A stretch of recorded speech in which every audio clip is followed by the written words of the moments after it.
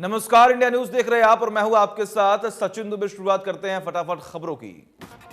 कृषि कानूनों को लेकर किसान संगठनों और सरकार में बातचीत रुकी हुई है, लेकिन किसानों का आंदोलन अलग अलग स्तर पर जारी है। आज दोपहर 12 से शाम 4 बजे तक किसानों का रेल रोको अभियान के दौरान देश भर में रेल को रोका जाएगा। किसानों के इस ऐलान के बाद रेलवे सतर्क है। रेलवे ट्रैक के आसपास 20 अतिरिक्त आरपीएसएफ की कंपनियां भी तैनात कर दी गई हैं।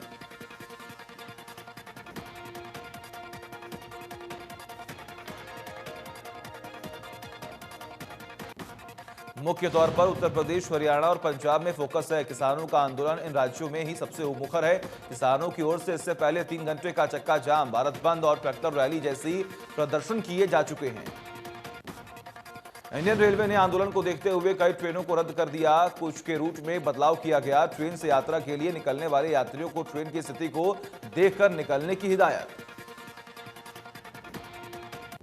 किसानों के रेल रोको अभियान के चलते प्रदेश में रेलवे स्टेशनों पर सुरक्षा बढ़ाई गई। पलवल में रेलवे स्टेशन पर पुलिस बल तैनात किया गया।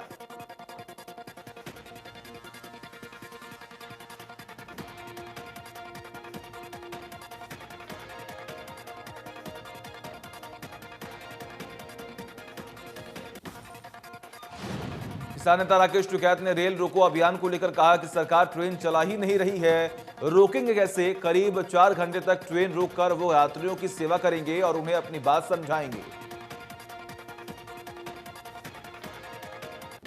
हिसार में किसानों की आज 2 महापंचायत होगी। बरवाला की खरक पूनिया और राजस्थान में सटे बालसमंद में महापंचायत का आयोजन। किसान नेता राकेश टिकैत महापंचायतों को संबोधित करेंगे। बंगाल में आज 2 राजनीतिक दिग्गजों का आमना सामना होना है। केंद्रीय गृह मंत्री अमित शाह और बंगाल के मुख्यमंत्री ममता बनर्जी दक्षिण 24 परगना जिले में होंगे। दोनों नेता अलग अलग वक्त पर यहां राजनीतिक कार्यक्रमों में हिस्सा लेंगे। अमित शाह नामखाना में बीजेपी की परिवर्तन यात्रा को पूरी हरी झंडी दिखाएंगे। यहां पर ही देर शाम को अमित शाह का रोड शो होना है।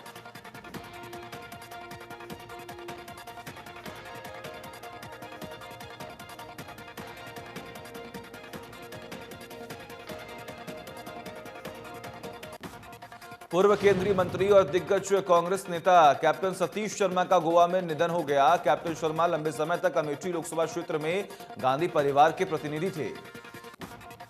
सतीश शर्मा रायबरेली और अमेठी के सांसद भी रहे। 1993 से 1996 में वो केंद्र से पेट्रोलियम मंत्री थे। सतीश शर्मा पूर्व प्रधानमंत्री राजीव गांधी के करीबी माने जाते थे। उनके निधन पर कई राजनीतिक दलों के नेताओं ने दुख जताया है। कैबिनेट मंत्री अनिल विज ने प्रस्तावित आर्यभट्ट विज्ञान केंद्र से संबंधित विभाग की बैठक की अध्यक्षता की। कहा कि अंबाला में आर्यभट्ट विज्ञान केंद्र अपनी तरह का पहला विज्ञान केंद्र होगा, जहां विज्ञान के विभिन्न पहलुओं को आसानी से समझा जा सकेगा।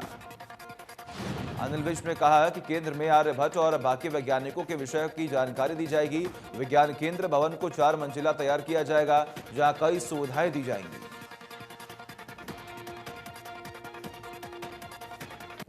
उत्तर प्रदेश के उन्नाव में दलित लड़कियों की मौत का मामला तूल पकड़ता जा रहा है। आसोहा के खेत में 3 दलित नाबालिग लड़कियां संदिग्ध हालत में मिली थी, जिसमें 2 की मौत हो गई, 1 का इलाज चल रहा है। बीमारी से लेकर कांग्रेस तक सभी ने लड़की को दिल्ली एयरलिफ्ट करने की मांग की है। घटनास्थल पर काफी सारा झाग पड़ा था। डॉक्टर ने इसे फिलहाल पॉइजन सिम्टम्स बताए हैं। कानपुर के रिजेंसी अस्पताल में भर्ती लड़की का सीटी स्कैन कराया गया। लड़की को अभी होश नहीं आया। लड़की की मां का कहना है कि लड़कियों के हाथ पांव नहीं बंधे हुए थे, उनके मुंह से झाग निकल रहा था।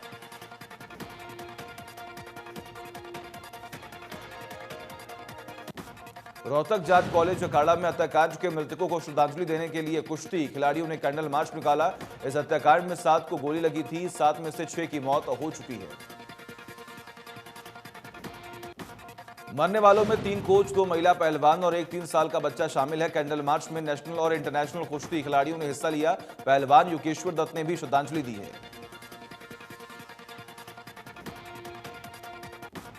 मृतकों को श्रद्धांजलि देने के लिए 2 मिनट का मौन रखा गया। पहलवान योगेश्वर दत्त ने मृतक के परिजनों के मुताबिक न्यायिक जांच कराने की सरकार से मांग की।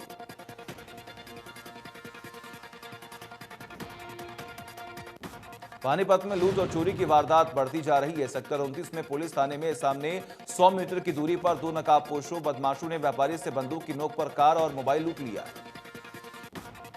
व्यापारी ने बताया कि वो समालखा में अपने दोस्त की शादी से वापस लौट रहा था। सिवाहा बाईपास के पास पेट्रोल डलवाने के लिए उसने गाड़ी रोकी, तभी नकाबपोश बदमाशों ने उस पर बंदूक तान दी। पूर्व मुख्यमंत्री भूपेंद्र सिंह हुड्डा ने किसान आंदोलन को लेकर कहा कि सरकार को अब किसानों की बात सुननी चाहिए। काफी लंबा वक्त हो चुका है, लेकिन अब भी किसान आंदोलन जस की तस बना हुआ है। जिले को विश्वविद्यालय की सौगात पूर्व मुख्यमंत्री भूपेंद्र सिंह हुड्डा ने कहा कि अगर इस इलाके का प्यार विधायकों पर ऐसे ही बना रहा तो एक नहीं दो विश्वविद्यालय आने वाले समय पर होंगे। किसान आंदोलन में एक युवक किसान शहीद हो गया और उसके परिवार को सांत्वना देने राज्यसभा सांसद दीपेंद्र हुड्डा पहुंचे, जहां उन्होंने कहा कि सरकार को किसानों की बात मान लेनी चाहिए। दीपेंद्र हुड्डा ने कहा कि अगर सरकार अपने सरकारी रूप में बात नहीं मानती तो कम से कम मानवता के आधार पर तो किसानों की बात माननी चाहिए। किसान पिछले 80 दिनों से अपनी मांगों के लिए प्रदर्शन कर रही हैं, जिसमें लगभग 200 किसानों की जान जा चुकी है।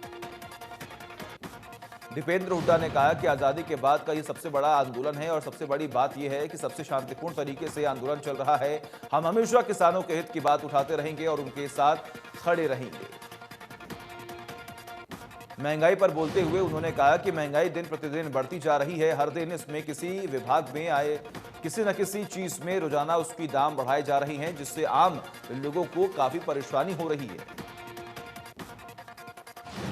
पूर्व शिक्षा मंत्री गीता बुक्कल ने हरियाणा सरकार के कृषि मंत्री जेपी दलाल पर निशाना साधा। जेपी दलाल के किसानों पर दिए बयान पर बुक्कल ने कहा कि दलाल साहब को कम से कम अपने उस महकमे की तो गरिमा बनाए रखनी चाहिए जो कि उन्हें किसानों के वेलफेयर के लिए मिला है।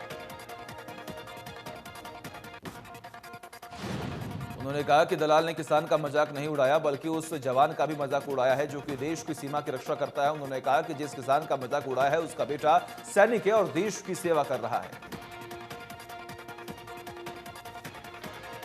रेवाड़ी में पूर्व मंत्री कैप्टन अजय यादव की अगुवाई में कांग्रेस कार्यकर्ताओं ने कृषि कानूनों के विरोध में बैलगाड़ी पर सवार होकर तिरंगा यात्रा निकाली। कहा कि यात्रा का मकसद कृषि कानूनों को रद्द करवाना है।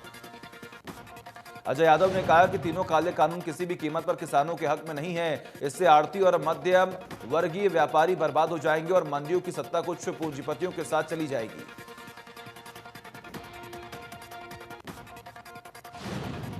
किसानों के रेल रोको अभियान को लेकर हरियाणा पुलिस ने भी पूरी तैयारी कर ली है। रेल रोको अभियान के चलते फतेहाबाद में पुलिस ने 4 डीएसपी, 10 एसएचओ और 500 के करीब पुलिस कर्मचारी ड्यूटी पर तैनात किए हैं।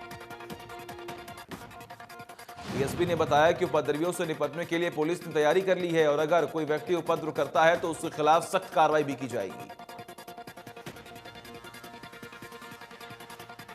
देश भर में रेल रोको अभियान को लेकर किसानों ने कमर कस ली है, जिसे लेकर पुलिस भी सुरक्षा के इंतजाम में लगी हुई है, जिससे लोगों को किसी भी तरह की परेशानी न हो। इस बात पर भी नजर रखी जा रही है कि रेल संपत्ति को कोई नुकसान न हो।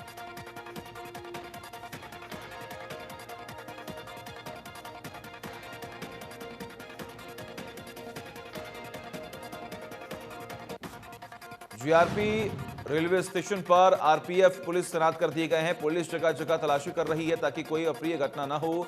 पुलिस अधिकारियों की माने तो अभी और पुलिस फोर्स की तैनाती की जाएगी।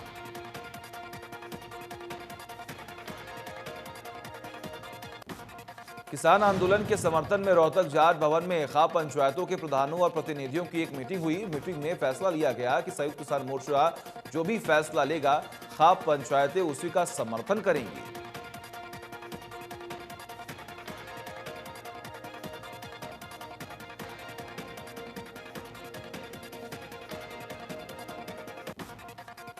चरखी दादरी के गांव दाड़ी फोगात में सर्व खाप ने पंचायत का आयोजन किया गया, जिसमें संयुक्त किसान मोर्चा के आह्वान पर रेल रोको को लेकर रणनीति बनाई गई है।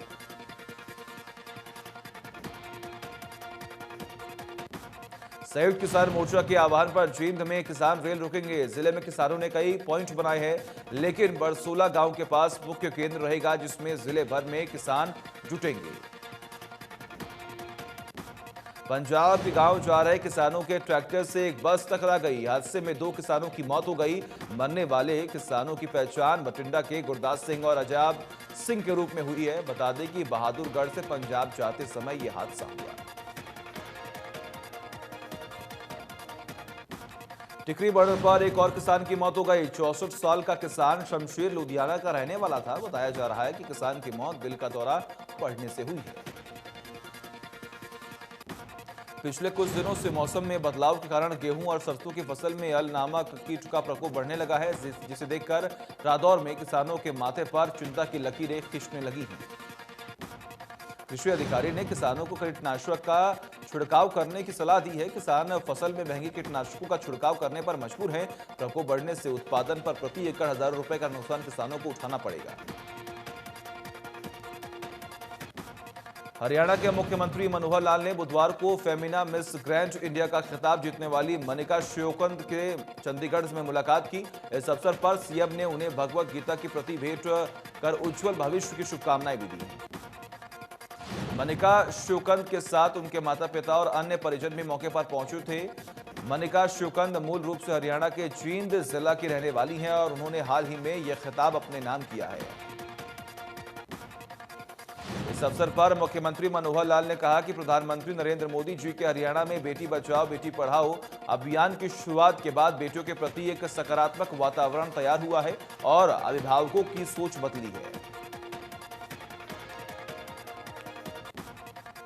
गुरुग्राम में लोगों को पार्किंग और जाम की समस्या से जूझना पड़ता है, जिसे लेकर सदर बाजार के पास 4 फ्लोर पार्किंग का निर्माण किया जा रहा, जहां 400 से ज्यादा कार और 2 व्हीलर खड़े करने की सुविधा मिलेगी। गुरुग्राम विधायक सुधीर सिंगला ने पार्किंग एरिया का निरीक्षण किया। कहा कि पार्किंग निर्माण कार्य को जल्दी पूरा कर लिया जाएगा और लोगों को पार्किंग और जाम की समस्या से जूझना नहीं पड़ेगा। सर्व कर्मचारी संघ की प्रदेश इकाई के आह्वान पर डीसी रेट लागू कराने और अन्य मांगों को लेकर कर्मचारियों ने विरोध प्रदर्शन किया। इस दौरान कर्मचारियों ने जमकर नारेबाजी भी की है। सिरसा में कर्मचारियों के तबादले रद्द नहीं होने के विरोध में प्रदर्शन किया गया। एक्सईएन सिटी रविंद्र कालीमरण की ओर से विरोध प्रदर्शन किया गया। इस दौरान प्रदर्शनकारियों ने एक्सईएन सिटी के खिलाफ जमकर नारेबाजी की है। Bhim army chief Chandrashekhar Ravan Karnal jail में बंद आरोपी नवदीप कौर से मिलने पहुंचे, लेकिन जिला प्रशासन ने उन्हें मिलने की इजाजत नहीं दी। चंद्रशेखर रावण सैकड़ों लोगों के साथ जेल पहुंचे थे, जिन्हें गेट पर ही रोक दिया गया था। पंचकुला में ट्रैफिक पुलिस कर्मियों को सम्मानित किया गया। इंपीरियल ग्लिट्स की ऑर्गेनाइजर सुरुचि दीवान ने ट्रैफिक पुलिस कर्मियों के कार्यों की सराहना करते हुए पुरस्कार देकर सम्मानित किया। पिछले साल 9 पिंक बसों को अंबाला से छात्राओं को और महिलाओं के लिए चलाया गया था, जिसका उद्घाटन विधानसभा स्पीकर ने महिला दिवस पर किया था, लेकिन कोरोना के कारण छात्राओं की संख्या कम हो गई, जिसके चलते बसों को जनरल सवारियों के लिए चलाया जा रहा है। प्राइवेट स्कूल एसोसिएशन ने ऐलान कर दिया कि जल्द से जल्द प्राइवेट स्कूल खोले जाएंगे। इसी कड़ी में भिवानी में federation of private school welfare association की ओर से एक प्रेस कॉन्फ्रेंस भी की गई है।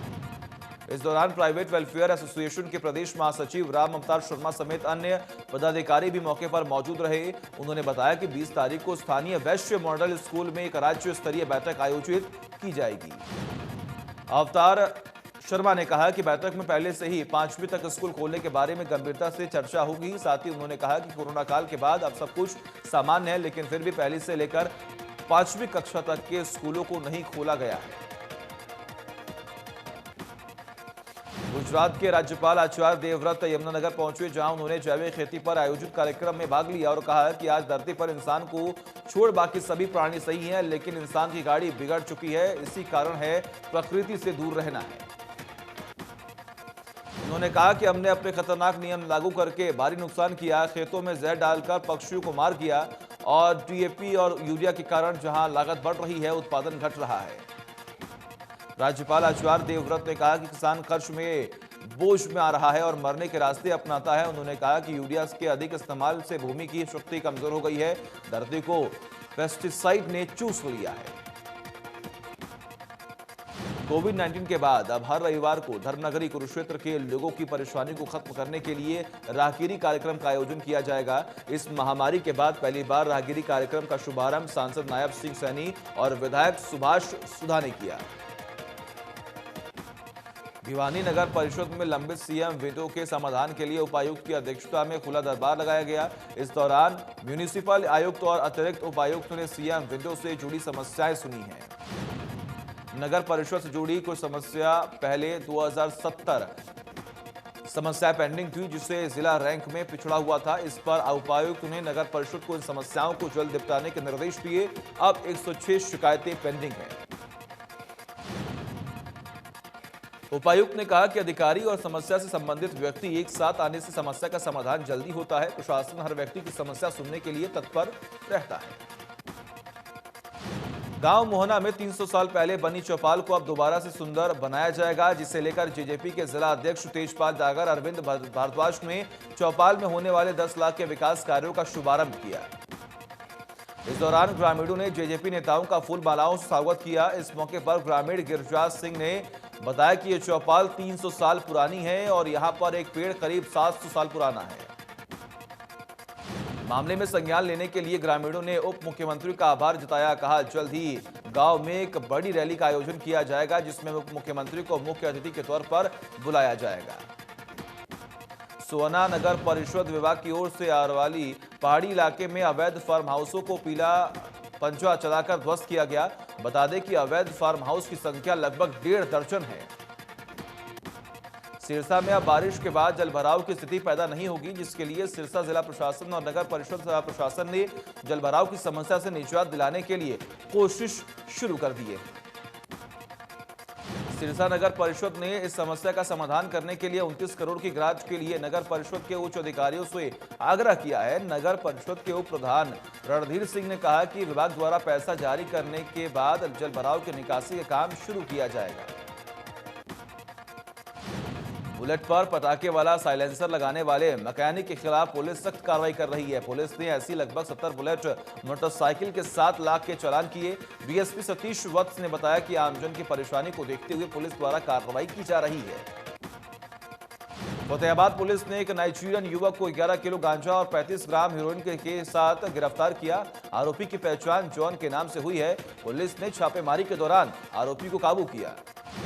युवती से दुष्कर्म के आरोपी को पुलिस ने गिरफ्तार कर लिया है। आरोपी पर मामला दर्ज होने के बाद से ही वो मलेशिया भागने में सफल हो गए। आरोपी को लुकआउट नोटिस पर चेन्नई से महिला पुलिस कैथल लेकर आई है।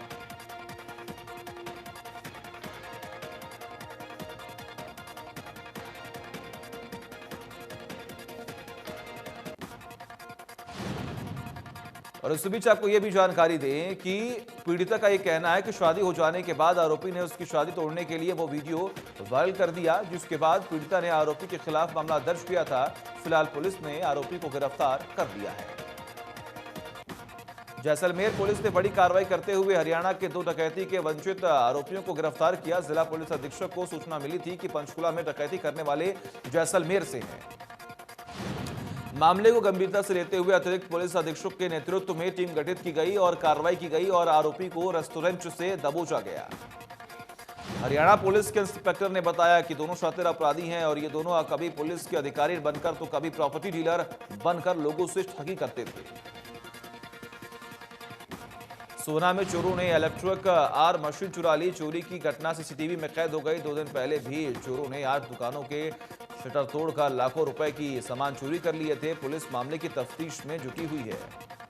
दुकान के मालिक के मुताबिक चोर पीछे पेड़ से चढ़कर आगे आ गया और आरा मशीन को लेकर भागने में सफल हो गया। मशीन की कीमत करीब 50,000 रुपए बताई जा रही है। पानीपत में आम जनता की सुरक्षा करने वाले ही खुद सुरक्षित नहीं है। 100 नंबर पर फोन आने पर रविदास नगर में पहुंचे कुशनपुरा चौकी के इंचार्ज और होमगार्ड पर दबंग लोगों ने हमला कर दिया। होमगार्ड पर चाकू से वार किया गया और चौकी इंचार्ज से भी हाथापाई हुई। वारदात के बाद आरोपी मौके से भागने में सफल हो गए। होमगार्ड की शिकायत पर 4 लोगों के खिलाफ केस दर्ज किया गया। चौकी इंचार्ज ने बताया कि 100 और 1091 पर शिकायत के बाद वो मौके पर पहुंचे, जहां पीड़ित से जानकारी लेने के दौरान ही आरोपियों ने हमला कर दिया। आरोपियों ने पीड़ित के परिवार के साथ भी मारपीट की थी। यमुनानगर में फास्ट फूड वैन में भयंकर आग लग गई। आग लगने की सूचना मिलने पर जैसे ही फायर ब्रिगेड की गाड़ी मौके पर पहुंची, इसी दौरान वैन में रखे सिलेंडर में ब्लास्ट हो गया, जिससे फायर ब्रिगेड कर्मी बाल बाल बच गए। कड़ी मशक्कत के बाद फायर ब्रिगेड ने आग पर काबू पाया, लेकिन तब तक वैन का अधिकांश हिस्सा जल चुका था। आग लगने की वजह अभी भी साफ नहीं है। अंबाला के गोवर्धन नगर में 2 गुटों में खूनी संघर्ष हो गई, जिसमें युवक की जान चली गई और उसके पिता गंभीर रूप से घायल हो गए। मृतक के पिता की गंभीर हालत को देखते हुए उन्हें पीजीआई चंडीगढ़ रेफर कर दिया गया। मृतक के परिजनों ने इलाके की मौजूदा पार्षद के परिवार पर हमले के आरोप लगाए। परिजनों का यह कहना है कि गली में रास्ता देने को लेकर उनकी कहासुनी हुई थी, जिसमें चाकू से घर पर आकर हमला कर दिया गया। मामले की सूचना मिलते ही सिविल अस्पताल में भारी पुलिस बल तैनात कर दिया गया और मौके पर पहुंची पुलिस ने मामले में जांच शुरू कर दी। एसएचओ ने कहा कि मामले की जांच की जा रही है, दोषी को बख्शा नहीं जाएगा। परिजनों की शिकायत पर वार्ड नंबर 14 से पार्षद रूबी सौदा सहित 8 लोगों के खिलाफ हत्या का प्रयास सहित 8 आपराधिक धाराओं के तहत मामला दर्ज किया गया। झज्जर के गांव लोहारी में एक शख्स ने खुदकुशी कर ली। बताया जा रहा है कि शख्स ने अज्ञात कारणों के चलते फंदे लगाकर खुदकुशी कर ली। मौके पर पहुंची पुलिस ने मामला दर्ज किया, जांच शुरू कर दी है। सोनीपत के राई औद्योगिक इलाके में एक युवक का शव मिला है। मृतक की उम्र तकरीबन 25 साल है। हालांकि मृतक की अब तक पहचान नहीं हो पाई है। पुलिस को शक है कि युवक की मौत सड़क दुर्घटना के कारण हुई। गुन्नौर रेलवे ओवरब्रिज के फुटपाथ पर 2 युवकों के बीच लड़ाई हो गई है, जिसके बाद दोनों ने एक दूसरे पर तेजधार हथियार से हमला कर दिया, जिसमें एक युवक की मौत हो गई है और दूसरा गंभीर रूप से घायल हो गया है। घायल अजीत को इलाज के लिए रोहतक पीजीआई में दाखिल कराया गया। सूचना मिलते ही पुलिस मौके पर पहुंची। मौके से पुलिस ने चाकू को बरामद कर लिया। पुलिस ने मृतक के पिता के बयान के आधार पर मामला दर्ज कर लिया है। चरके दादरी के गांव खेडूबुरा में नवविवाहिता ने संदिग्ध हालात में फांसी लगाकर आत्महत्या कर ली है। पुलिस ने परिजनों के बयान पर 3 लोगों के खिलाफ दहेज का मामला दर्ज किया है। तेल कंपनियों ने पेट्रोल डीजल के दाम में लगातार 10वें दिन बढ़त की है। इस बढ़त के बाद दिल्ली में पेट्रोल 32 पैसे प्रति लीटर चढ़ गया, 89 रुपए 88 पैसे और डीजल 80 रुपए 27 पैसे प्रति लीटर हो गया है। देश के कई शहरों में प्रीमियम पेट्रोल पहले से ही 100 रुपए पार है। भोपाल में एक्सपी पेट्रोल 100 रुपए 69 पैसे पर बिक रहा है। पेट्रोल डीजल के दाम बढ़ने से महंगाई बढ़ने की आशंका है। इंडियन प्रीमियर लीग 2021 के लिए खिलाड़ियों की आज नीलामी होगी। आईपीएल की 8 फ्रेंचाइजी 61 स्थानों को भरने के लिए बोली लगाएंगी। नीलामी सूची में 164 भारतीय, 125 विदेशी और एसोसिएट देशों के 3 खिलाड़ियों को जगह मिली है। ग्लेन मैक्सवेल और स्टीव स्मिथ जैसे खिलाड़ियों पर सबकी निगाहें रहेंगी। क्रिकेट, सचिन तेंदुलकर के बेटे अर्जुन तेंदुलकर पर भी सभी नजर रहेंगी। इस खिलाड़ी पर मुंबई इंडियंस के साथ ही चेन्नई सुपर किंग्स और रॉयल चैलेंजर्स बैंगलोर की निगाहें हैं। अर्जुन ने इस साल मुश्ताक अली टी20 ट्रॉफी में डेब्यू भी किया था।